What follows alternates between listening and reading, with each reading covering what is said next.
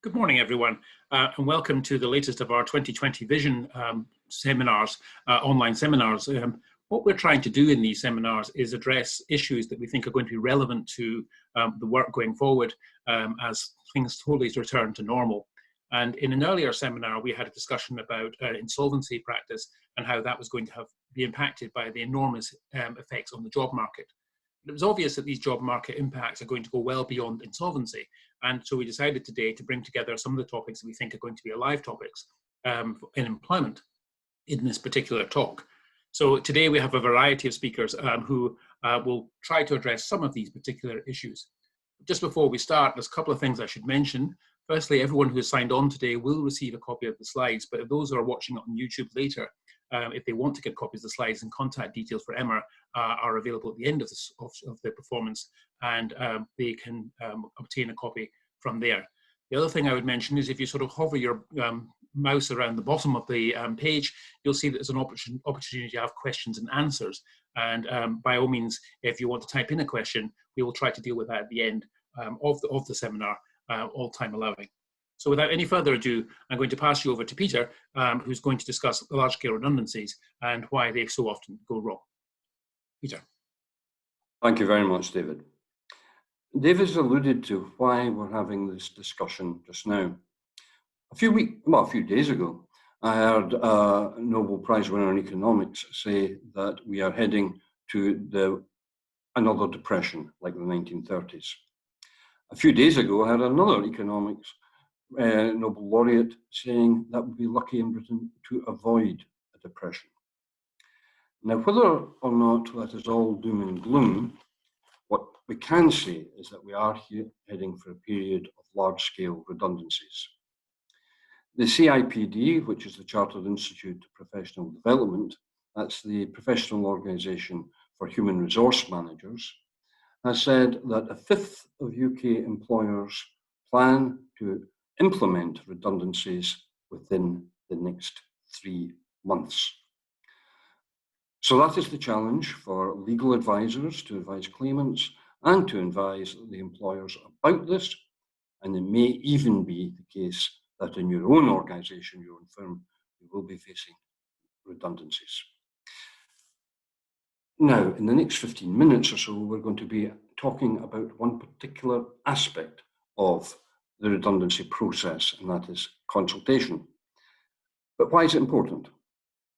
Well, the consultation process and the redundancy process is important for employees, but it's important for the employers because they wish to have the best talent available to them to allow the business to go forward.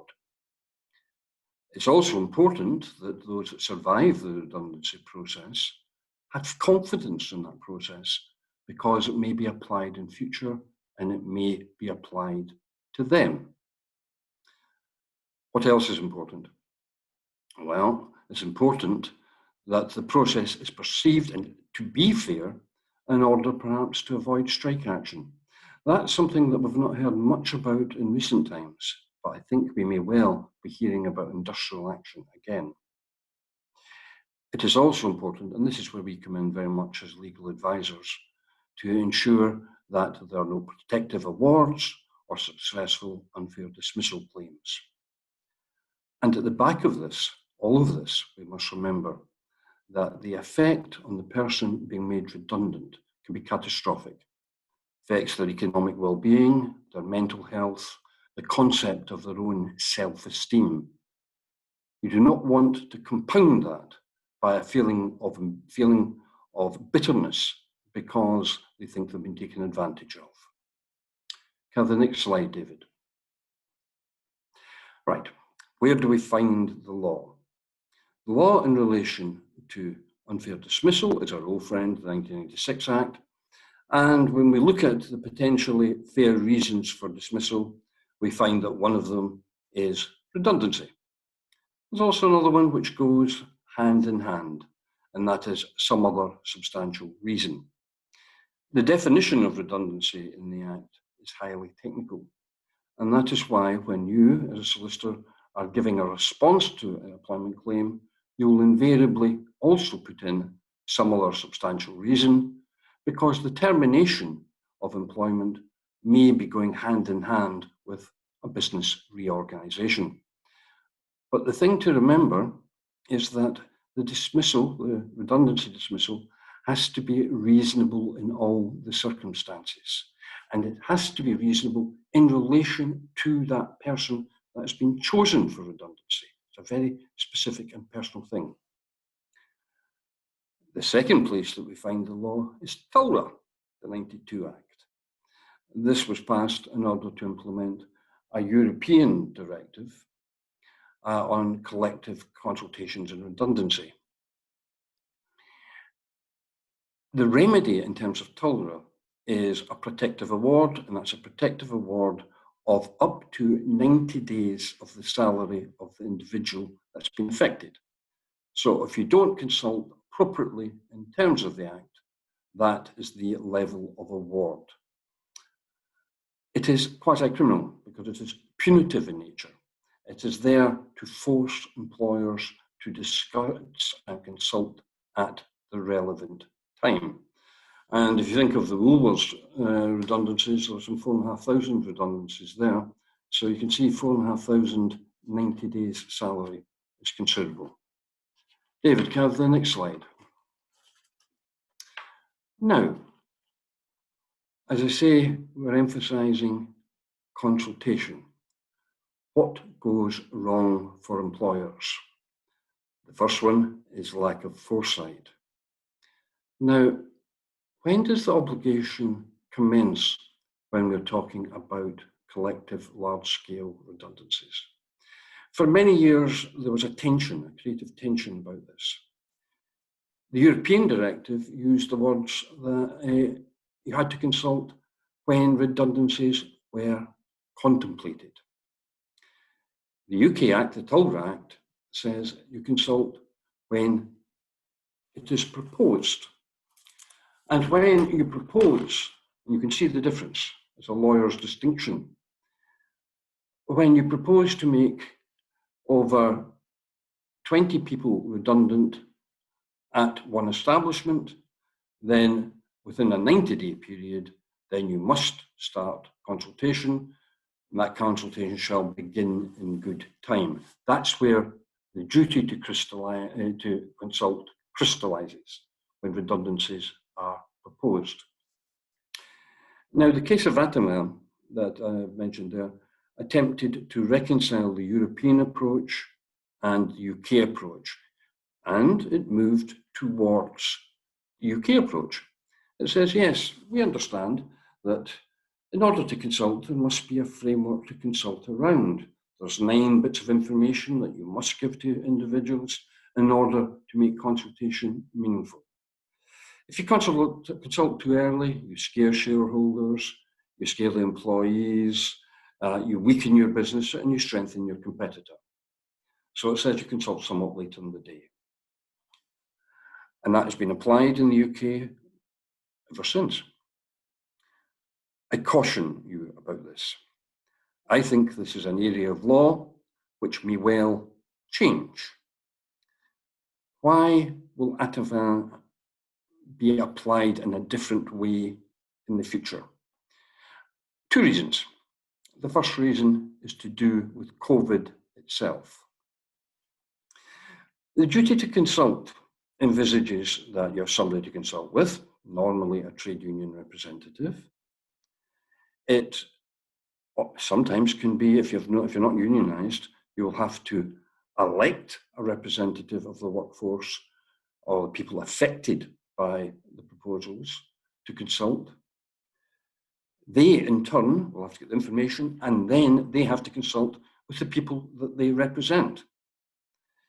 It can be a long and difficult process. Now, I hear you say, how can all this happen at a period of lockdown? How can you consult? Well, the government gives very little guidance about that. But what I can say is 2 things. Firstly, if there are difficulties, there's a potential way out of it. TULRA also makes provision, and I think it's section 188, subsection 7, for saying if there are special circumstances, and COVID is a special circumstance, then you must consult as far as reasonably practicable. So there's that potential way out. But the difficulty with that is that if you have furloughed your employees, and some 8 million employees have been furloughed, then you've already said, we think we are in a period of economic weakness, that we may have to make redundancies. That was initially the whole point of the furlough scheme.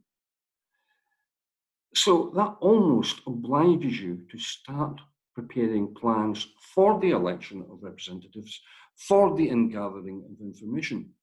Because I think that if you go to an employment tribunal to defend a claim for protective award, and you say, oh, or special circumstances, that employment tribunal will be very unforgiving. You've taken the government money, you have a duty to prepare. Now, what is the second reason one should be careful about ATIVAL? And that is that the duty to consult in relation to individual unfair dismissals engages at a very, very early stage. Much, much earlier than is stated by any protective award. We'll come back to that, because that's something that often goes wrong.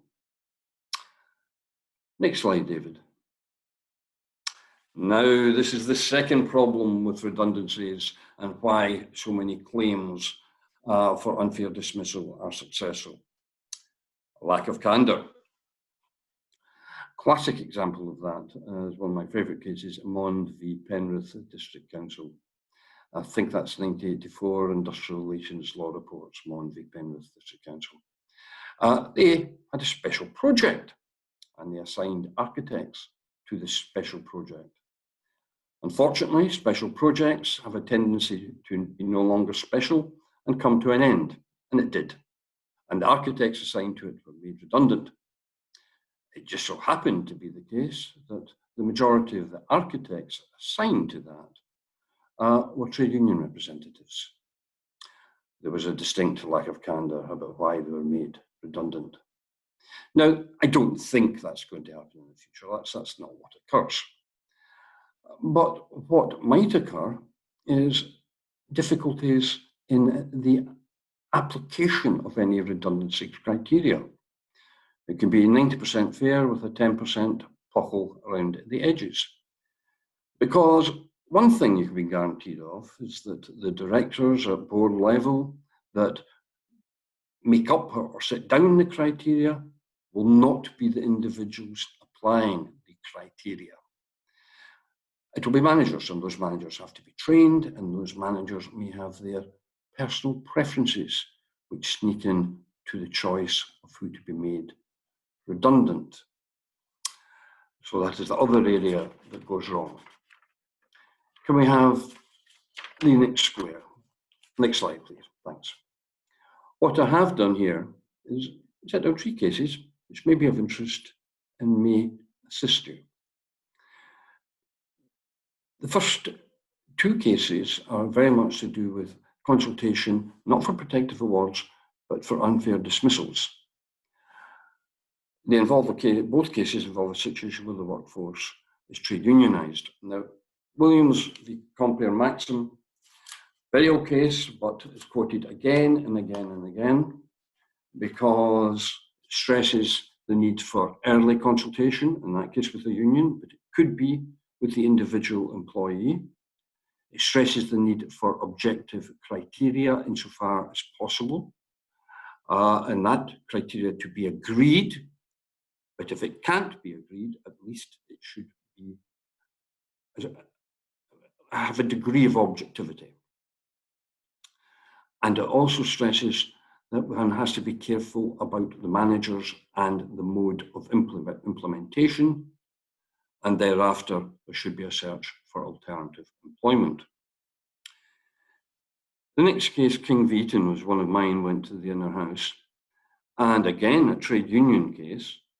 But it said where you do not consult with the individual, if you don't do that, then your consultation with the trade union has to be reasonable. It has to be at an early stage before you've decided redundancies, and also that the trade union has a chance to consider it. And for the trade union, just say the individual as well, consider it and come back with counter proposals. And you have to have time to consider the counter proposals. The last case is an example of what happens quite a lot. And that is that the redundancy claim is married up with a discrimination claim.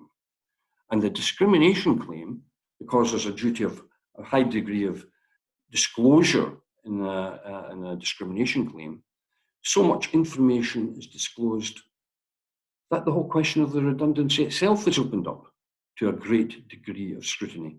I think Canning was a case where it was an age discrimination case and a redundancy case. Now, just in case you think I have been exaggerating the importance of consultation, I want to give you an example. Quite recently, I did a redundancy case, and I had the witness in stand, one of the claimants, and I said to the claimant, "You hadn't been consulted in this, had you?" She said, "No, sir." I said, "Well, imagine the tribunal is the human resources manager that should have consulted you. What would you have said to them?" She said, "I just lost my husband 6 months ago. All my friends are the people that I work with. I want to carry on talking to them. I will take a wage cut rather than lose my job and lose my friends." Consultation is very, very important. Thank you for listening. And I think Maurice O'Carroll is now going to speak to us about restrictive covenants. Thank you very much, Peter. As a result of the present pandemic, as Peter has alluded to, it may be the case, unfortunately, that many employees will find themselves without a job once the furloughing provisions come to a stop at the end of October, or even earlier if employers are not able to retain staff for economic reasons. This might result in a greater number of employees either seeking work with a competitor organization or setting up a business on their own account, carrying out the same or similar work that they did while they were employed. For that reason, there will be questions of whether or not contractual restrictive covenants, or otherwise termed post-termination restrictions, or PTRs, will be more likely to come into play in the near future when this happens. So in this talk, for what is actually quite a large subject, I will briefly outline the principles which will come into play. And I should state at the outset that these principles have been in play for a long, long time, and in general terms will be unaltered by the current crisis. If you go to the first slide, please, David. Now you can see there that I've cited some cases from the 19th century and the early 20th century. And the starting point, and one which I must say is generally in favor of the employee seeking to avoid a post-termination restriction, is that PTRs in general are in restraint of trade and are generally void and unenforceable unless they are reasonable and can be justified. So you can see instantly that there's a degree of public policy at play, which means that specific outcomes cannot be predicted in advance. And it is not possible for me or anyone else, in fact, to provide a template restrictive covenant that can be used by all parties that will withstand scrutiny by the courts and be guaranteed to be held valid in all cases. And they may only be justified if they provide adequate, but no more than adequate, protection to the legitimate interests of the ex-employer as identified by that employer. So in other words, any attempt at contractual overreach on the part of the employer will result in the relevant PTR being declared void and unenforceable, subject to the possibility of severability, which I shall come to later. Go to the next slide, please. So what are these legitimate interests that can be protected? I've set out the three main ones there, and they're perhaps fairly obvious. They are the protection of trade secrets and confidential information, trade connections, and the interest of an employer in maintaining a stable and effective workforce. In relation to the first one, which is often the most controversial and has produced the greatest amount of case law, in line with the public policy I've already referred to, an employee is entitled to use the skills, know-how, and experience acquired during their employment. In other words, what they carry in their heads as they walk out their door is theirs and cannot be impugned. Only actual trade secrets are protected after the employment contract is ended. And that's for that reason I've cited the case of Ficenda Chicken against Fowler. In Lansing against Kerr, however, the Court of Appeal enlarged the description or the definition of trade secrets to mean that trade secrets include all information which, if disclosed to a competitor, would be liable to cause real or significant harm to the owner of that information. In other words, the previous employer. So an important consideration with regard to trade secrets and confidential information is the time sensitivity of that information, because trade information is liable to go out of date, and whether there is a point at which the information might be published or otherwise end up in the public domain. Go on to the next slide, please.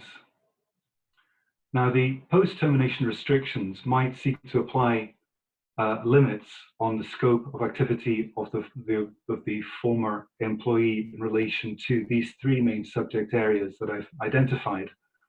Basically, the main ones that we'll be concerned with is, to put it shortly, space and time. So geographical area and the time period of the restriction are interrelated, and generally speaking, the wider the geographical area which is covered by the PTR, the shorter the permissible time in which it can be applied and will be upheld by the courts. And generally, PTRs will fall into four main categories. If you go into the next slide, please. So the main categories are non-compete, non-solicitation, non-dealing, and non-poaching. So non-compete is an attempt by employers to prevent a former employee from competing with the business of their former employer. The non-solicitation aims at preventing former employees from encouraging or enticing customers or clients of the former employer from going to the new competitor or the new business set up by the former employee. Non-dealing is broader than that because, of course, some previous clients might themselves voluntarily approach an employee once he has left his former employer's business for the reasons that I've stated.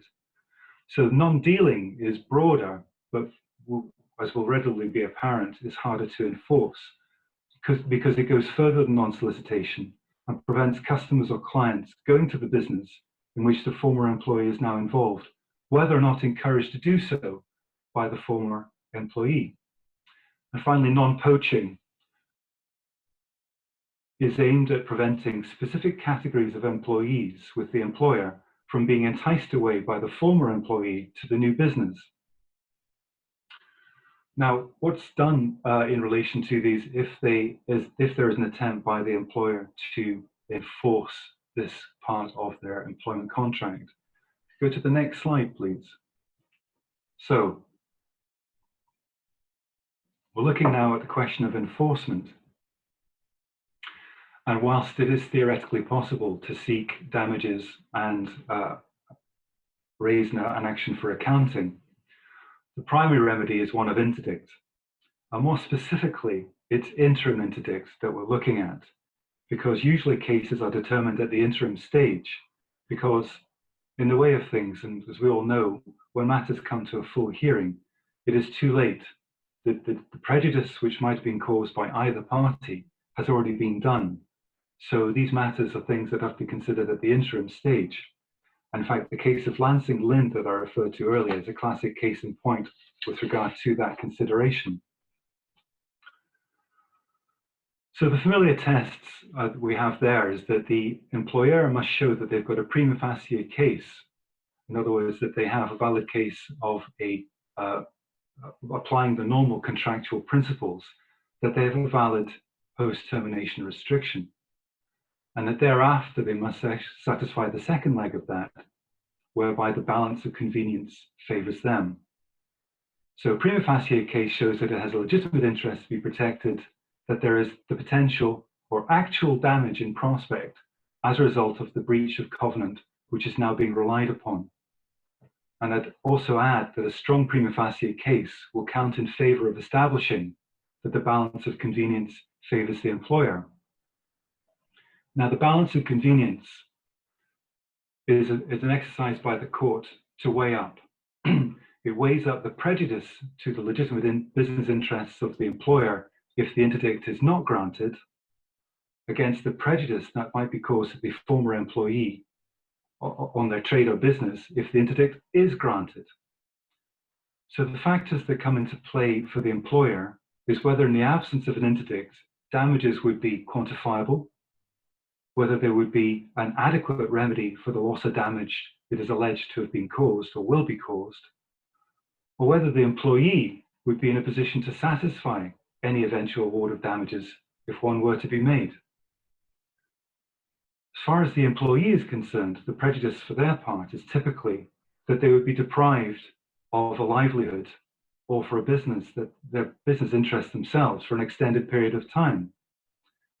And another factor which is often argued is that the terms of the covenant, and hence the interdict which follows upon it and is based upon it, is insufficiently precise in order to allow that employee to know when the terms of the interdict are in fact being breached.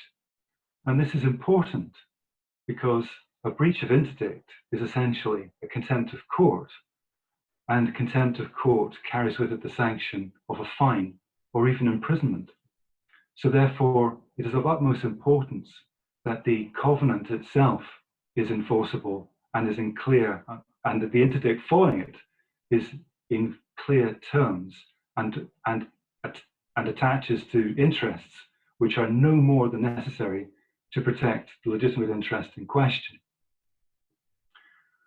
Which then brings me on to the next point, again, that's something that might have occurred during the course of enforcement in front of the court, usually in the court of session, and that is the issue of severability. So very often, there are a number of different clauses and subclauses which are under the general heading of the restrictive covenant.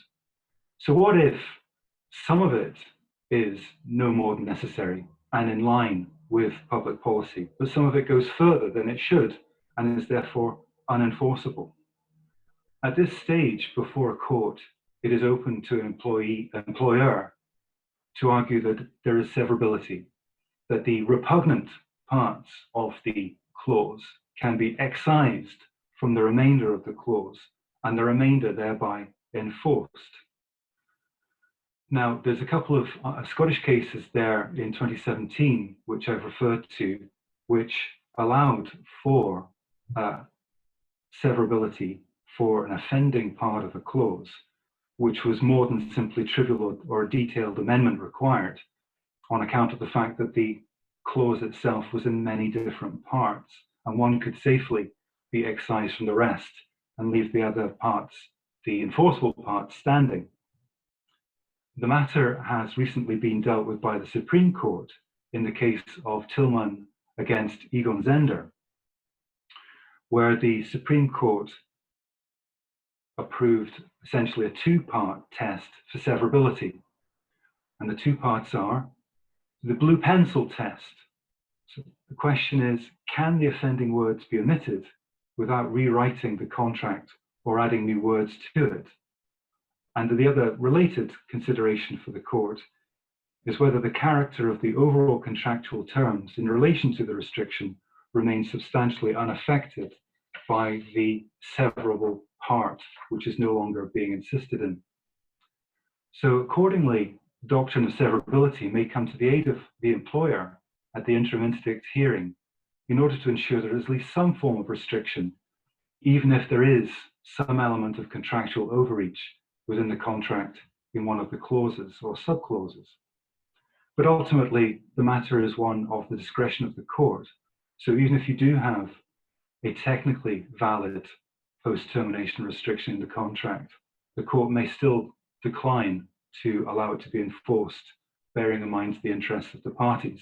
And I suppose that then is wrapped up in the consideration of the balance of convenience. And finally, I'd like to end on the other, a get out potentially, which is available to employees who might be faced with an employer who wishes to enforce those restrictive terms in the contract.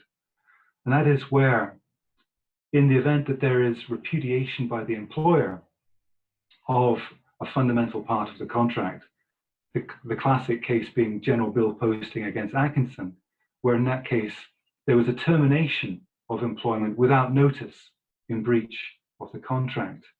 And in those circumstances, and indeed one can think of other relevant circumstances in modern employment contracts, in those circumstances, the employee is no longer bound by the terms of the contract and with it, the post-termination restrictions. So with that very brief run through the main principles, I now hand over to Graham Dunlop, who will discuss disability and discrimination issues. Thank you. Thank you, Maurice. Good morning. In the limited time I have available this morning, what I propose to look at swiftly are the relevant sections of the Equality Act in relation to discrimination, and then consider some issues which may arise in a post-lockdown but not post-COVID world. I wonder if we could have the next slide, please, David. Thank you. Section 4 of, and I'll refer to the Equality Act just as the Act throughout my speech. Section 4 of the Act contains a number of protected characteristics. For the purposes of COVID, the most relevant, probably in order of significance, are likely to be disability, age, race and sex. There's obviously clear evidence of age being a significant factor in recovery and mortality rates. In terms of disability, there are also a number of medical conditions which render people particularly vulnerable, such as lung disease, heart disease, cancer and diabetes. Now, whether race in terms of ethnic minorities and whether men in terms of sex are more at risk is possibly, the scientific evidence might not all be there yet, but I think we should be alert to.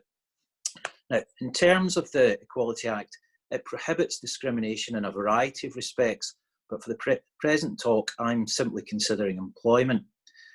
Section 39 of the Equality Act provides that employers must not discriminate against employees in a number of respects, and that includes by dismissing the employee or subjecting an employee to detriment. Section 13 of the Act provides that it's direct discrimination where a person is treated less favourably due to a protected characteristic. And in terms of age discrimination, Section 13.2 provides an employer can rely on the statutory defence of the treatment being a proportionate means of achieving a legitimate aim.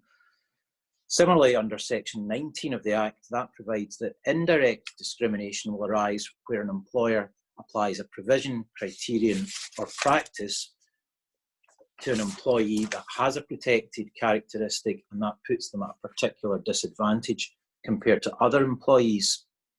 Again, by way of a statutory defence, the employer is entitled to show that the PCP is a proportionate means of achieving a legitimate aim.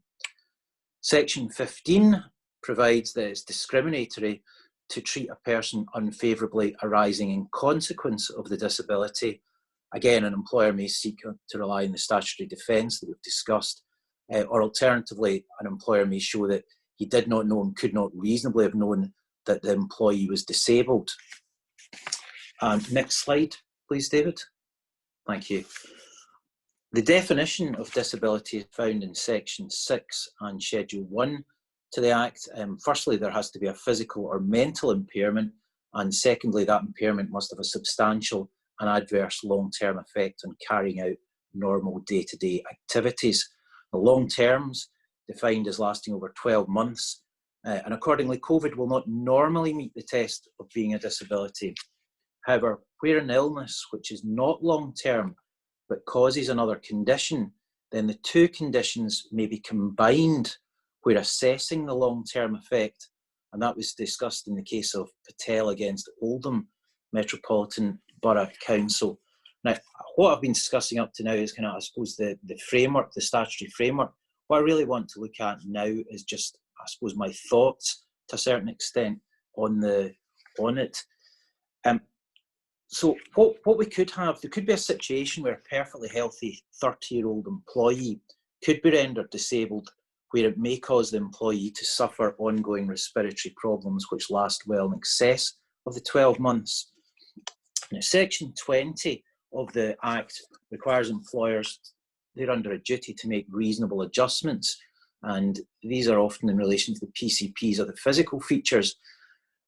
In terms of the, I suppose, pre-COVID, when we thought of physical features, we would have automatically thought of things like access arrangements such as ramps or the height of plug sockets or light switches. I think physical features, though, in the future, it's likely to apply to employees who are vulnerable to COVID, and those physical features could be proximity of working conditions or shared facilities.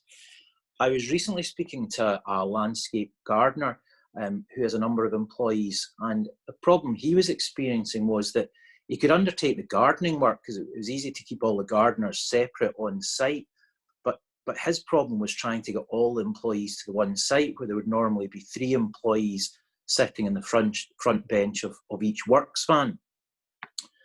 So one of the questions I think is important for employers to ask is, what should they be doing now? And I think Peter very sensibly and succinctly has laid out what they should be doing in terms of redundancy. In terms of discrimination claims, and indeed redundancy and unfair dismissal, employers should be reviewing all their policies, in my view, at the moment. That includes flexible working policies, use of private vehicles, disciplinary policies, any policies that might be relevant, which could ultimately be used as to support a claim in an employment tribunal. For example, should you be considering whether working from home they're entitled to it in terms of the flexible working policy? In terms of disciplinary policies, what should an employer do if social distancing is not observed? Should non-observance be included in any non-exhaustive list of conduct amounting to gross misconduct in the disciplinary policy? One of the other issues I think employers need to be asking themselves is, what about vulnerable employees who refuse to return to the workplace if home working is not an option? What policy provisions should be made for that? And of course, the difficulty is that this will all have to be done relatively swiftly, because a number of the policies for the larger employees will be consultation with the unions, and that will need approval for the policies. And employers not necessarily just, and I may be stepping on David's toes here, and I apologise if I do, but an employer may not simply have to consider their own workplace, but there may be third-party premises where employees are attending. And in those circumstances, what arrangements are being put in place, and what contractual indemnities are being put in place if there is to be some claim? I personally think that the employers that will survive, and there's bound to be there's going to be redundancies, that's inevitable. There's going to be dismissals. To the extent of what, I'm not sure. I certainly don't think, there's been talk of the economy bouncing back. I think bounce is a misplaced word. The economy will recover, but I don't think it will bounce back, as has been suggested by some. Now, the employers who can come up with innovative solutions, I think they'll be in a better position to sustain or survive any legal challenges. Now, for instance, the schools, I know that some local authorities at the moment are proposing, in Scotland certainly are proposing, that the teachers will move classrooms rather than the pupils, and that the pupils will be brought lunch within the classrooms. I mean, simple things, and again, my apologies if I step on David's toes here, but we might want to consider how much we can reduce workers going to photocopiers or the water cooler. Even fire drills now seem perhaps more of a risk than a potential benefit. One other issue is, what if a vaccine's not available for another year or two? In those circumstances, will employers be justified in dismissing employees with underlying health conditions who are disabled under the Act? And I think that's a real possibility. However, employers should take some comfort that health and safety protection of employees will almost always trump any allegations of discrimination. And that was discussed in the case of Lane Group against Farmelo, where the EAT held that there was no option but to dismiss a disabled employee where there were no reasonable adjustments which could be made to ensure the health and safety of that disabled employee. There's also the real possibility that some vulnerable employees may refuse, potentially unreasonably, to return to the workplace, and what employers are required to do in those circumstances.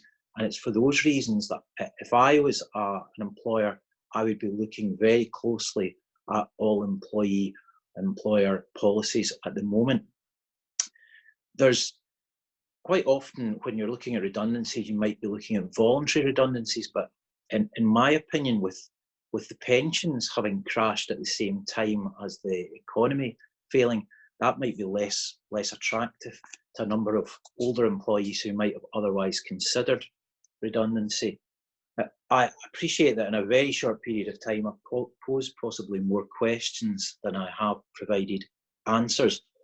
What employment tribunals will be looking at is they'll be looking at the reasonable employer, and the employers that get ahead of the other employers in terms of having their business in order and their policies in order are going to be the best ones placed to resist the claims. And I think, unfortunately, there will be claims.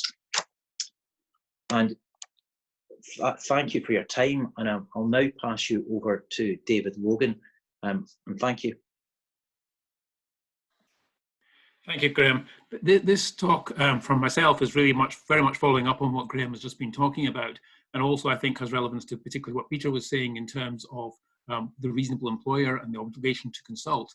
Because what we're looking at is a situation where there's going to be unusual risks in a workplace that frankly we're not used to, particularly in an office environment. I mean, there are certain workplaces like construction sites and people dealing with dangerous chemicals who are very safety conscious already.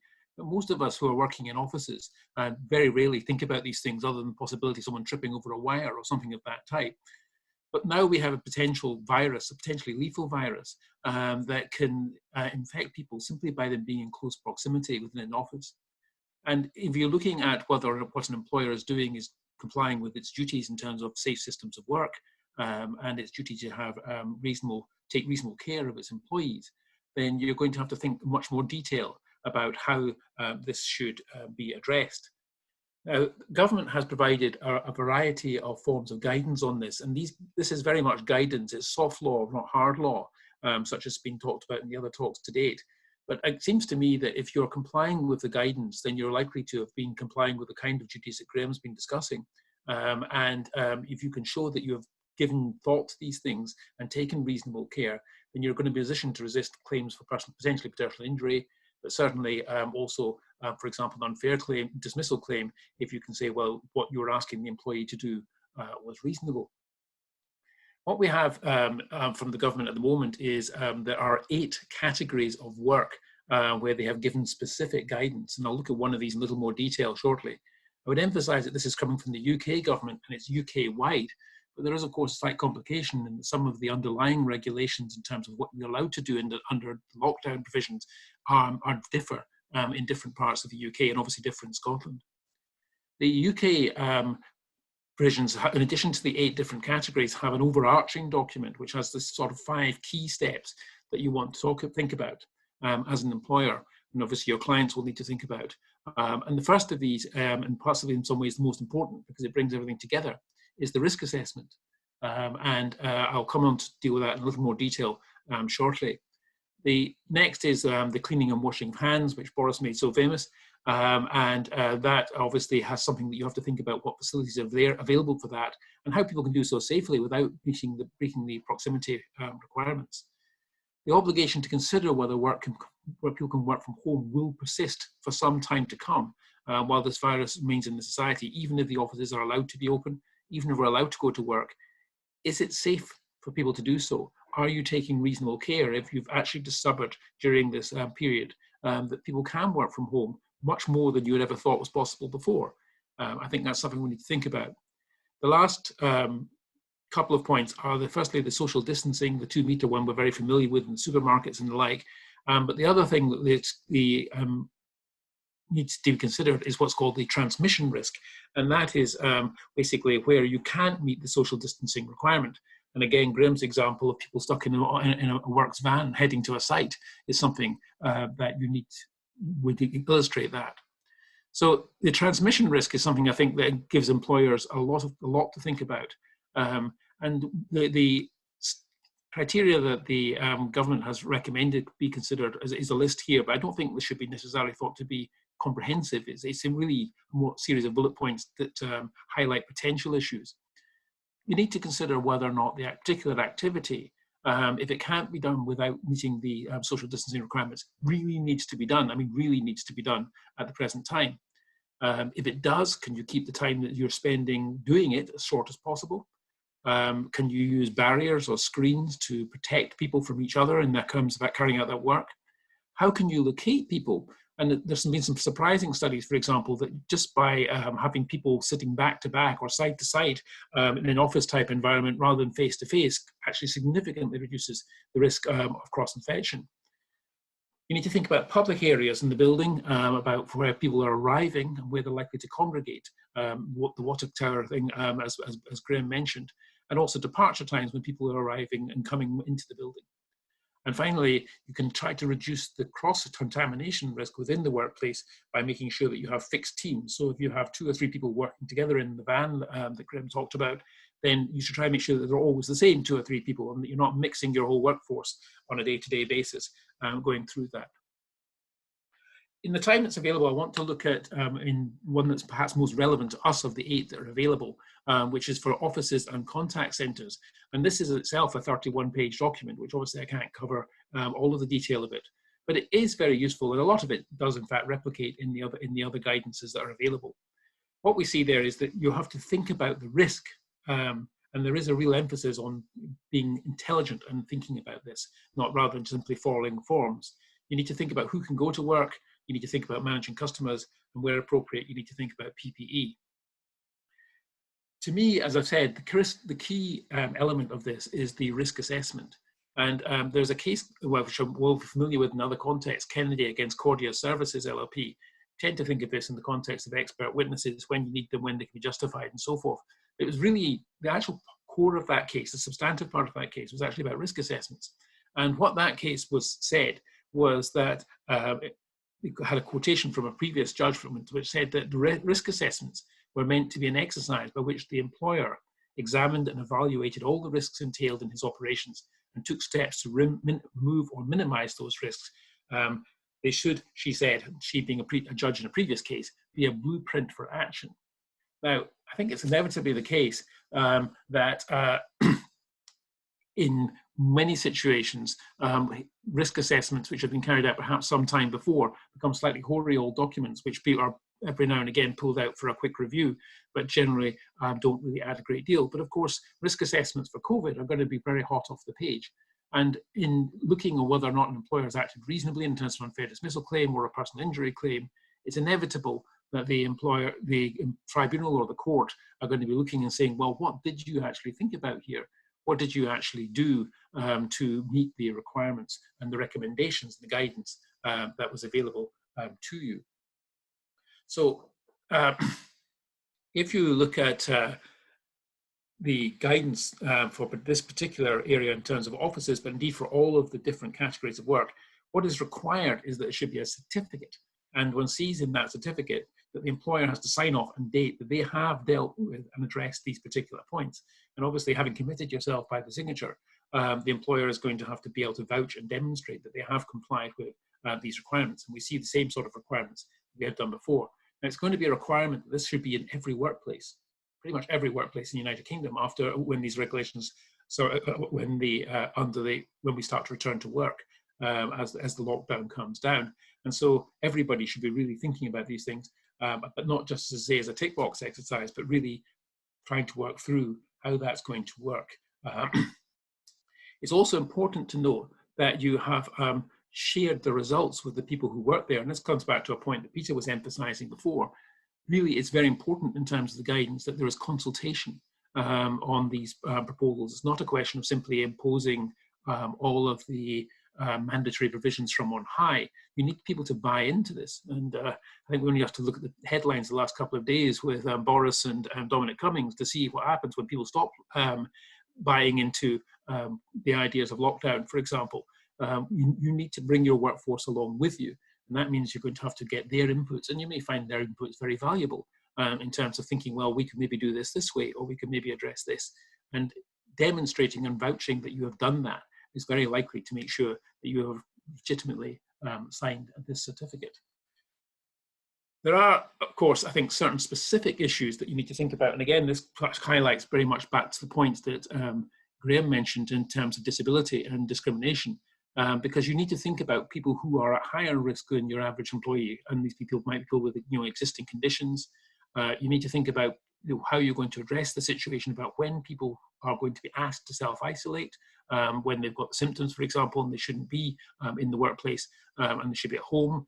And obviously you need to consider position with disabilities, particularly those disabilities that may make them more vulnerable to the application of the virus.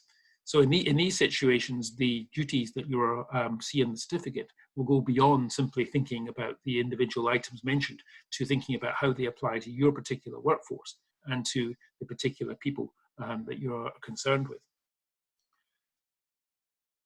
Another thing you need to think about, and again, this was touched on in some of the, again, in Graham's talk, was that you need to think about not only how your employees work within the workplace, but also whether or not they, how they deal with customers or clients. Can you encourage your clients to have remote access? Now, one objective there would be to say that if people have modern IT understanding and so forth, then we may have found in this period of time that this is a lot easier than we ever thought, and we might get used to Zoom conferences like we're having today, and might become much more the norm going forward than it has been to date. But there will be other sets of clients who would find that kind of thing quite difficult and may not have access to the technology or understand it, and we need to think about how we deal with that. We need to think about how the customers or the clients coming into the office, how they are going to be guided on social distancing, the use of gels, the use of protection measures, etc., to ensure that your employees remain safe. So it's not just that they know what to do, but the people who are coming to the office know what to do as well. You might want to think about whether there should be limits on the number of visitors that come to the office and the limitation on the times of the visitors. I think perhaps for the moment, for example, certainly in person, the idea of the old 2 or 3 hour consultation is something that's really something we should think about whether that's appropriate. You need to think about if documents are being signed, how they're being handed over, whether there's a risk, a transmission risk, particularly people handing over pens, for example, that might be used to sign documents. And again, it's going to be very important, and this goes back to a point that Peter mentioned again, that you ensure that the staff who are actually at the front line, who are actually dealing with the customers and the clients, have been trained and understand the need for this kind of work. And then you also need to, as an employer, as a manager, ensure that there's further compliance with that going on. And as Graham's mentioned as well, I think, frankly, it could become a disciplinary issue if people have not done so. So I think there are a number of issues to be looked at in terms of the workforce management of the scheme of your workforce. In addition to these disciplinary issues, you need to think about, as I say, the split teams and trying to keep people in different groups apart so the risks of cross-contamination reduced. You need to think about how they get to work. Are there public transport? In Edinburgh, for example, with faculty services, it's been a particular issue because a lot of people are applying the bus services to get into Parliament House. Can you stagger their arrival times so that people don't congregate in the public workspace areas? And also, you need to think about to what extent they need to travel for work and what the safest way for that to be done. There are issues like dealing with mail and deliveries and goods coming into the building. How do they get sterilized? How do you ensure that there's not a risk of transmission with these? So there are a whole range of issues that an employer is going to have to look at before they put their signature on that certificate. And I think that kind of thing is the sort of issues which a good employer, again, can win confidence and support of their workforce going forward. And someone who's just simply trying to impose rules for the sake of it or doesn't really thought things through is going to have the kind of difficulties and possibly unfair dismissal claims that Peter and others have talked about. So that would be what I would want to say about that. And just to try and draw together the threads of what we have talked about, I want to hand back now to Peter to discuss the shape of things to come. Thank you very much, David. Over the last few weeks, Terra Firma has had a series of webinar events to try and bring clarity to different areas of law. Today, particularly, we'll be discussing employment law. Can I have the first slide? We talk about clarity, but with various degrees of certainty.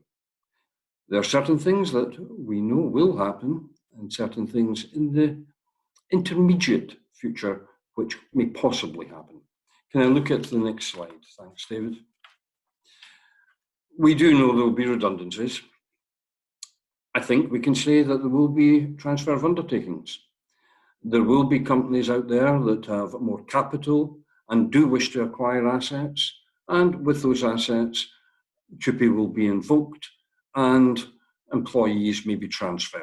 Certainly rights and duties in relation to them will transfer. Unfortunately, of course, it may be that as part of that transfer, redundancies are again considered.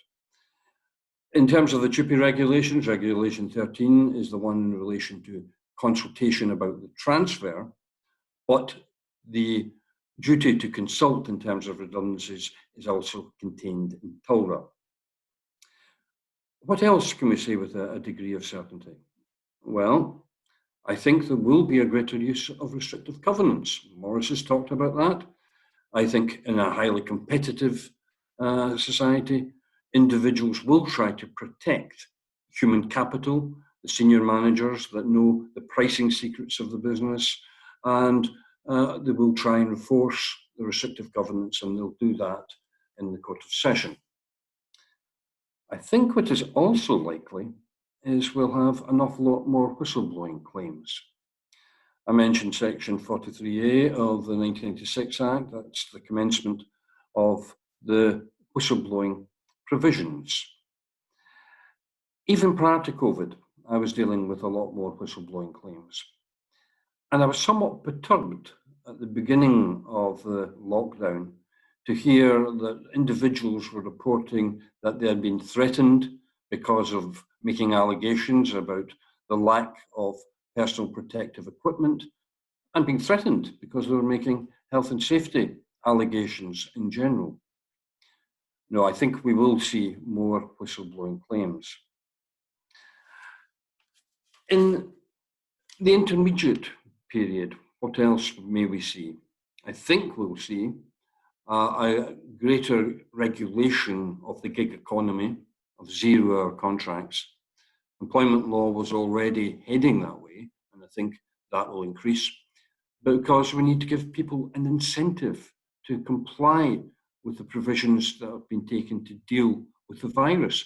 They have to be given a stake in society, they have to be paid to stay at home.